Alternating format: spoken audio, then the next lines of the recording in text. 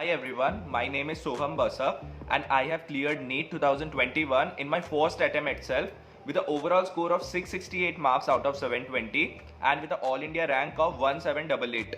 And I am currently pursuing my MBBS from Government Medical College, Vadodara. So in this video, I would be talking about a major problem most of the NEET aspirants are facing, which is backlogs. तो जितने भी अभी students हैं जो अभी अभी 12th में आए हैं और एंटर हुए हैं, उनका मेन एक ही प्रॉब्लम रहता है कि उन्होंने अपना 11th वेस्ट कर दिया या जो उन्होंने पढ़ा था वो उनको अभी कुछ भी याद नहीं है और उन्हें ऐसा लग रहा है वो पूरा भूल गए हैं 11th का पोर्शन। तो अभी वो लोग बहुत ज़्यादा टेंशन में है कि अभी उनको 12th करना चाहिए कि 11th का पोर्शन को वापस उनको कवर करना चाहिए। तो through this video I would be clearing all your doubts by providing you some tips and strategies which you should use in order to crack your NEET in your first attempt itself, even if you are having a lot of backlogs. So do watch till the end. तो I know at this point of time आप बहुत ज़्यादा अभी confused होंगे और tension में होंगे ये सोच के कि अभी इतना ज़्यादा मेरा बैकलॉग है और मुझे अभी क्या करना चाहिए, I don't have any idea. लेकिन मैं आपको ये बता दूँ, आप ये पहले स्टूडेंट नहीं है जिनके इतने ज़्यादा बैकलॉग्स है। आपके जैसे इंडिया में हज़ारों स्टूडेंट्स हैं जो ये सेम प्रॉब्लम से डील कर रहे हैं। Even me when I just entered my 12th standard during my NEET preparation time, I had the same problem of backlogs. मेरा भी ऑलमोस्ट पूरा 11th का सिलेबस कवर किया था मैंने, लेकिन वो मैंने ठीक से रिवाइज नहीं किया था और इसकी वजह से मेरा फुल सिलेबस ऐसा था कि मुझे कुछ याद नहीं था। तो मुझे भी ये सेम प्रॉब्लम था बैकलॉग का। तो I know the exact points and strategies which you should follow and which I have even followed during my NEET preparation, by which I cleared my NEET in my first attempt itself. So to classify students on the basis of their backlogs, according to me, there are total two types of students. पहला तो type A, जिन्होंने अपने 11th को ऐसे ही waste कर दिया without studying anything. Mostly उन लोगों ने अपना टाइम पूरा स्पेंड किया होगा ऐसे घूमने, अपने फ्रेंड्स के साथ घूमने में या मूवीज़ देखने में, और तभी पढ़ते होंगे जब उनका एग्ज़ाम होता होगा। या तो सेकंड टाइप के स्टूडेंट्स कुछ ऐसे होंगे जिन्होंने 11th का पूरा पढ़ा तो था, अच्छे से पढ़ा था और सारे कंसेप्ट भी क्लियर किए थे उस टाइम पे, 11th के टाइम पे, लेकिन उन्होंने एक मिस्टेक कर दी उन्होंने कि उन लोगों ने रैपिड रिवाइज नहीं किया अपने 11th स्टैंडर्ड को। तो अभी कौन सा प्रॉब्लम है उनका कि अभी जब वो लोग 12th में आ गए और अभी जब उनका पूरा 11th कवर हो गया है, उनको अभी वो एग्जैक्ट पॉइंट्स याद नहीं आते और वो एग्जैक्ट कॉन्सेप्ट्स याद नहीं आते जो उन्होंने 11th में किया था। तो उनको अभी बहुत ज़्यादा टेंशन होता है कि how they would do everything along with 12th। What you should do is you should do both 12th और 11th simultaneously at the same time.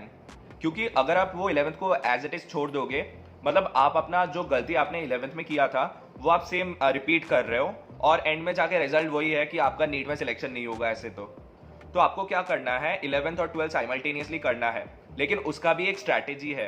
आप वो 12th अभी आपको पूरा सिलेबस कवर करना है और प्लस आपका 12th में बोर्ड्स भी आता है, जो प्रॉब्लम आपका 11th में नहीं था। तो आपका 12th और 11th एक साथ मैनेज करना थोड़ा डिफिकल्ट होता है, मतलब सारे chapters you can't do at a one go. तो आपको जो स्ट्रैटेजी फॉलो करना है और जो मैंने भी खुद फॉलो किया था, क्योंकि मेरा भी खुद का बहुत सारा बैकलॉग था, तो आपको क्या करना है, मैंने आपके लिए ये जितने भी 11th के चैप्टर्स है of physics, chemistry and biology, I have divided into 2 groups.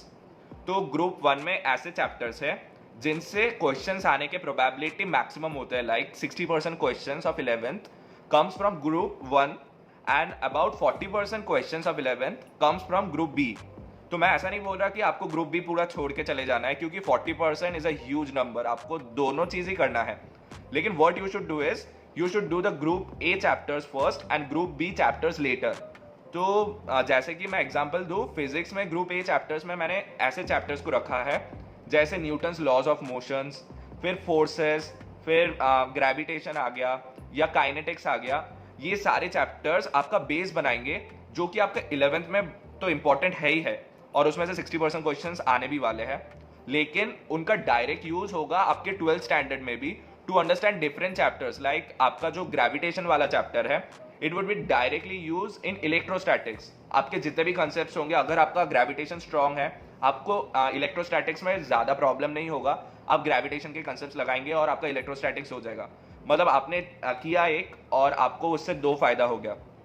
तो आपको पहले ये टाइप ए वाले चैप्टर सारे कर लेने हैं, और उसके बाद आपको टाइप बी वाले चैप्टर्स पे जाने हैं जो इंपॉर्टेंट तो है क्योंकि उनमें से 40% क्वेश्चन आएंगे, लेकिन हाँ आपको ये चैप्टर्स तभी करने हैं जब आपके चैप्टर ए टाइप ए वाले चैप्टर्स आपका स्ट्रांग हो गया हो और आप इनफ कॉन्फिडेंट है after practicing all different types of questions of chapter A कि अब अभी आपको अगर कोई भी टाइप ऑफ क्वेश्चंस आ गए चैप्टर टाइप ए वाले चैप्टर से, आप इजीली उनको सॉल्व कर पाएंगे। तो now the next question will be how will I get the list of chapter type A chapters and type B chapters. तो मैंने ये जितने भी चैप्टर्स हैं मैंने एक पीडीएफ फॉर्म में आपके लिए मेरे टेलीग्राम चैनल पे अपलोड कर दिया है।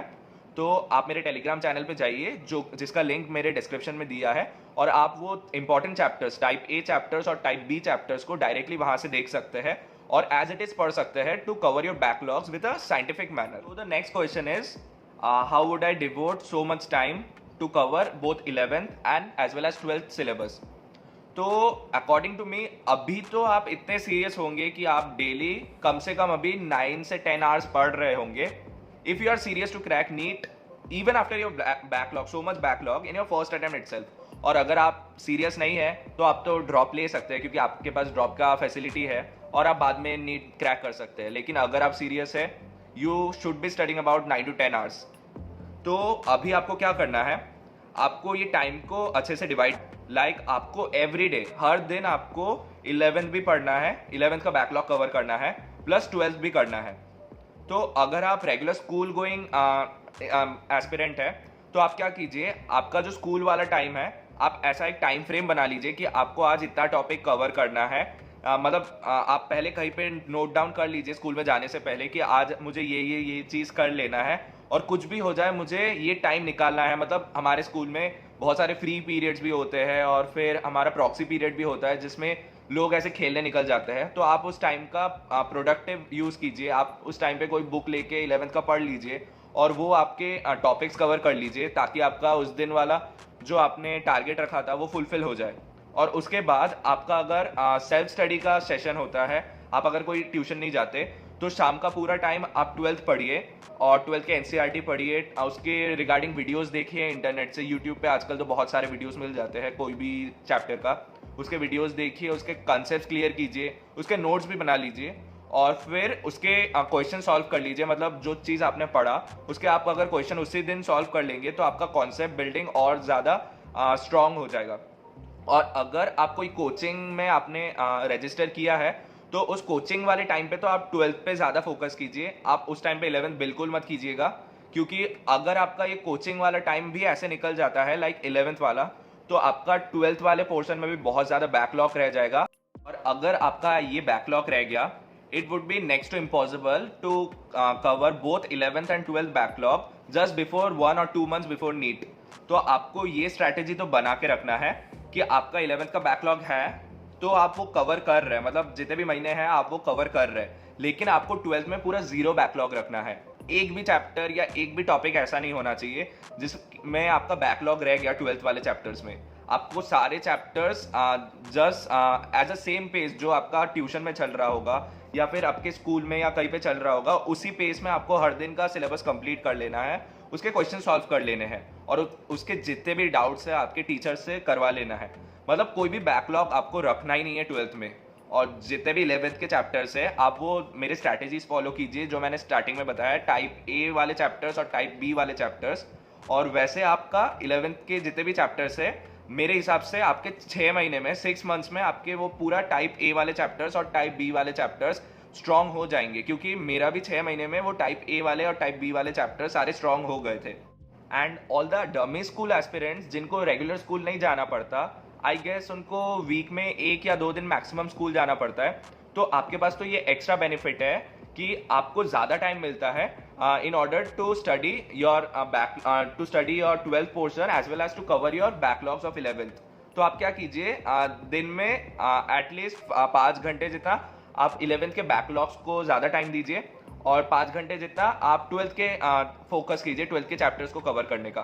तो इससे क्या होगा, आपके जितने भी बैकलॉग्स होंगे वो आपका जल्दी खत्म हो जाएगा और नंबर ऑफ टाइम्स आप ज़्यादा रिवाइज कर पाएंगे दैन एनी अदर स्टूडेंट। तो इससे आपका ही ज़्यादा फायदा होगा क्योंकि आप जितनी बार रिवाइज करेंगे आपका उस कंसेप्ट पे होल्ड उतना ज़्यादा होगा, क्योंकि NCERT is a book which you get to understand after a number of rapid revisions. NCERT को भी आप बहुत ईजिली मत लीजिए, क्योंकि उसमें भी काफ़ी सारे लाइन्स ऐसे हैं जो कि आपको रैपिड रिविजन्स के बाद ही समझ आएगा।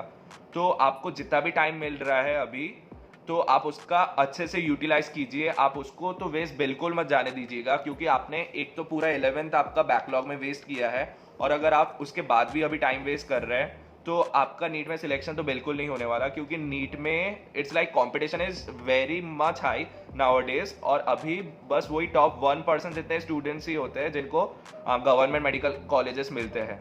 ऑल्सो आपको कोई अच्छे टेस्ट सीरीज के साथ अभी एनरोल कर लेना है, जैसे आप आकाश का टेस्ट सीरीज या एलन का या वेदांतु का भी होता है, अनअकैडमी या फिजिक्स वाला, ये कुछ टेस्ट सीरीज है जो ऑनलाइन और ऑफलाइन दोनों मोड्स में होते हैं। आप इनके साथ एनरोल कर लीजिए, जिससे क्या होगा, ये ऐसे इंस्टीट्यूट्स है जो टेस्ट सीरीज में दोनों 12th वाले क्वेश्चंस और 11 साइमल्टेनियसली 11th वाले क्वेश्चंस भी डालते हैं अपने टेस्ट सीरीज में, जिससे आपका वो प्रैक्टिस होता रहेगा of both the type of question. Like you will be doing your 12th questions as well as your 11th questions. तो आपका ये हैबिट बना रहेगा कि आप 12th भी नहीं भूले और 11th भी साइमल्टेनियसली आपका प्रैक्टिस होता रहे।